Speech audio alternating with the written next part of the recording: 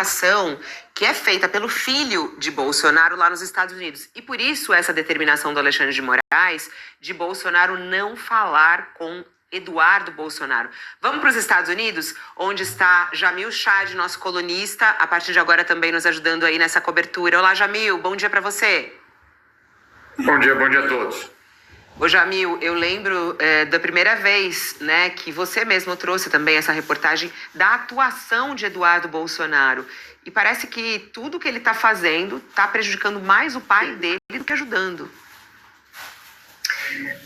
Porque na verdade o que vai ficando claro, como vocês colocaram aí, cada vez mais pelo menos um esforço para evitar uma prisão, seja com sanções, com tarifas, com retaliações, seja mostrando, claro, algum tipo de respaldo internacional de Donald Trump, colocando uma pressão sobre as instituições brasileiras. Então, sem dúvida, existe esse componente. O que é complicado num país, obviamente, soberano, democrático, e que as instituições, obviamente, precisam reagir. Qualquer outra resposta, né, Fabiola, por exemplo, abandonar o processo de Jair Bolsonaro ou aliviar para Jair Bolsonaro, etc., seria o equivalente a fechar a instituição, entregar de volta a chave, talvez até para a embaixada americana e dizer, pode levar, né? Porque, obviamente, essa é uma pressão que talvez você consiga fazer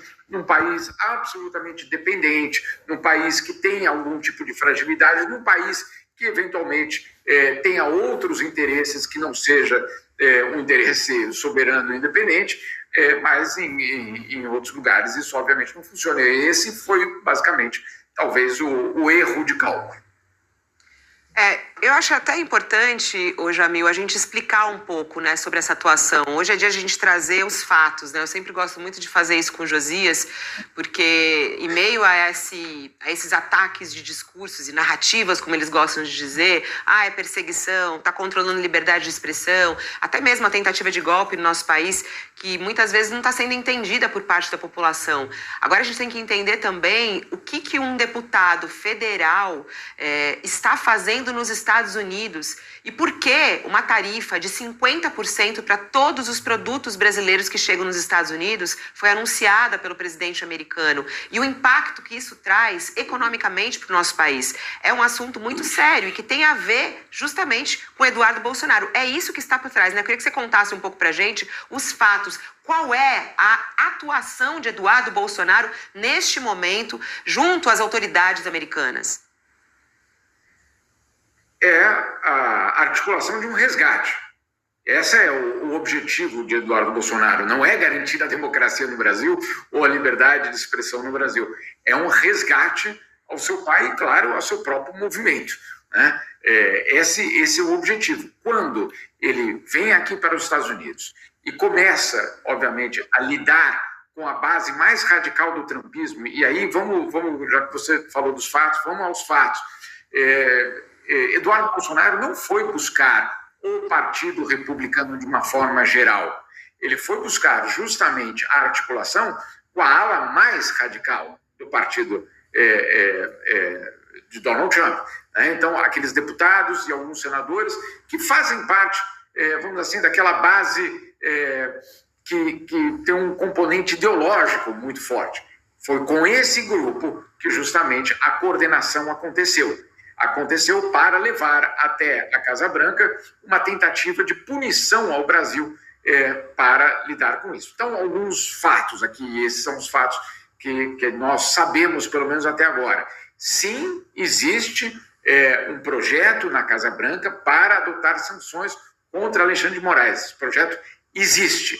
Qual é a dificuldade desse projeto? Por que ele não foi implementado até agora? Existem algumas versões, mas a principal delas é justamente a de que não teria um impacto desejado, né? Primeiro, porque o que causaria, por exemplo, a Alexandre de Moraes? Ele não poderia mais entrar nos Estados Unidos. Bom, a vida não acaba sem você entrar nos Estados Unidos, primeiro ponto. Segundo, o confisco de bens nos Estados Unidos. Pelo que nós sabemos, Alexandre de Moraes ou não tem ou nunca teve não tem neste momento ou nunca teve bens nos Estados Unidos. Então, portanto, ele não teria vamos dizer assim, esse prejuízo imediato. Então, você tem ali, obviamente, uma ação que tem um custo político extremamente elevado, porque aí o governo brasileiro já deixou muito claro que vai ver isso como um ataque às instituições democráticas do país, e do outro lado, com pouco efeito, um efeito simbólico. Claro que o bolsonarismo vai aplaudir, claro que o bolsonarismo vai dizer, olha só que coisa espetacular, conseguimos uma sanção contra Alexandre de Moraes, mas o processo não vai parar, né? Um exemplo que aqui tem sido usado, Fabiola, o procurador-geral do Tribunal Penal Internacional em Haia, ele também foi alvo de sanções depois que ele denunciou Benjamin Netanyahu por crimes de guerra e crimes contra a humanidade. E aí, claro, ele foi alvo de uma sanção. Ele interrompeu o processo dele? Não. O mandado de prisão contra Benjamin Netanyahu continua existindo.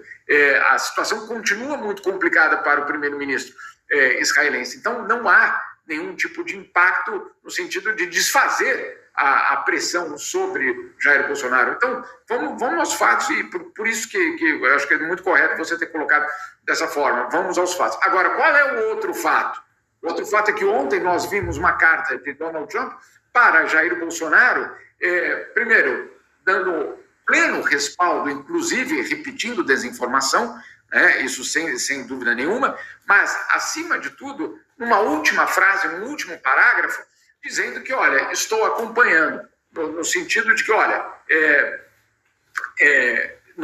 com um tom de ameaça, e na verdade, torcendo para o governo brasileiro mudar de rumo, ou seja, deixando muito claro que não só está acompanhando, como existiria algum tipo de prestação de serviço, caso algo mais dramático pudesse acontecer com Jair Bolsonaro. Foi o sinal de alerta, a carta foi interpretada como um alerta de que um plano de fuga poderia existir.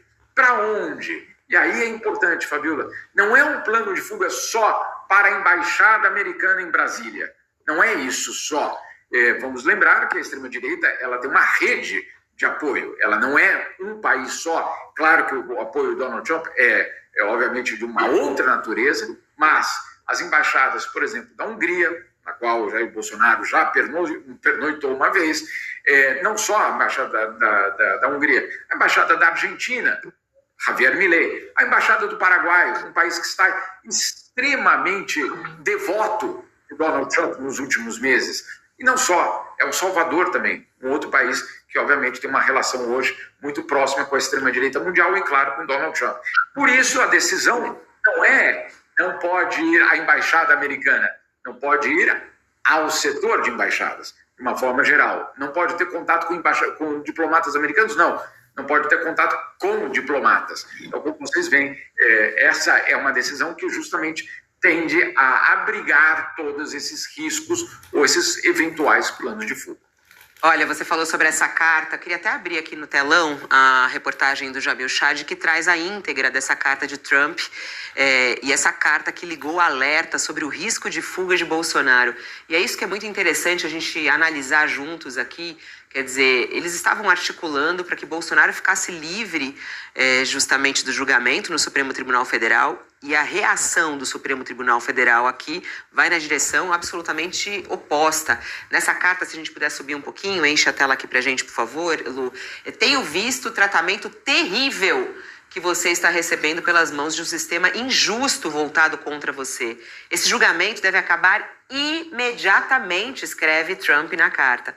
Não me surpreende vê-lo liderando nas pesquisas. Você foi um líder altamente respeitado e forte que serviu bem ao seu país. E aí, ele aqui manda, compartilhe o seu compromisso de ouvir a voz do povo. Estou muito preocupado com os ataques à liberdade de expressão, tanto no Brasil quanto nos Estados Unidos, provenientes do governo atual. Tenho manifestado fortemente minha desaprovação, tanto publicamente quanto por meio da nossa política tarifária. E aí ele faz uma junção a uma coisa e outra, né? O que isso significa, Josias? Essa carta de Donald Trump, a atuação de Eduardo Bolsonaro, que tinha como objetivo ajudar o pai, só prejudica o pai dele neste momento. O Eduardo Bolsonaro, na prática, grudou a tornozeleira na perna do pai, né? Agora, essa carta, Fabiola, além de ser muito desrespeitosa com o Brasil, né, ela deve nos deixar em alerta para as consequências econômicas que essa repercussão jurídica da aliança bolso-trumpista pode trazer, né? Porque o Trump obteve no Brasil o oposto do que ele desejava. Ele fala em interrupção de um processo que agora acaba de avançar algumas casas quando o Supremo determina que o Bolsonaro seja submetido a decisões cautelares que, na prática, funcionam como uma antessala da cadeia, né? A sala de estar da casa do Bolsonaro se transformou na antessala da cadeia. E o Trump não responde às cartas do Brasil. São duas já enviadas pelo governo brasileiro, sinalizando o interesse de negociar. Mas envia essa carta para o Bolsonaro. Aí reforça o lero-lero da perseguição, renova o seu apreço. Agora, na prática, do ponto de vista político, esse apoio do Trump se tornou o manto de chumbo da traição da pátria.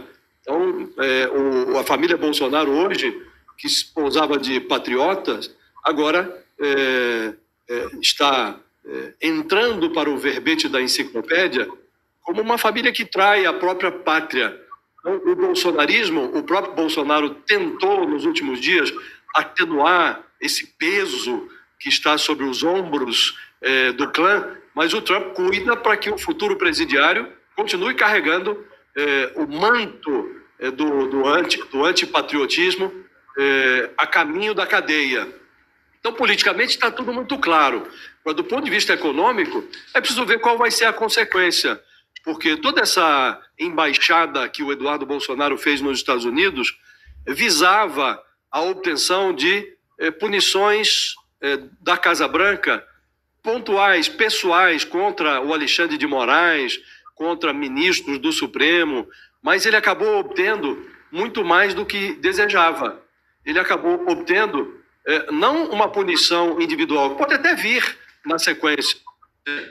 O Brasil inteiro, ele conseguiu a imposição de uma tarifa de 50% sobre todas as exportações do Brasil, com as consequências econômicas que uma providência assim resulta.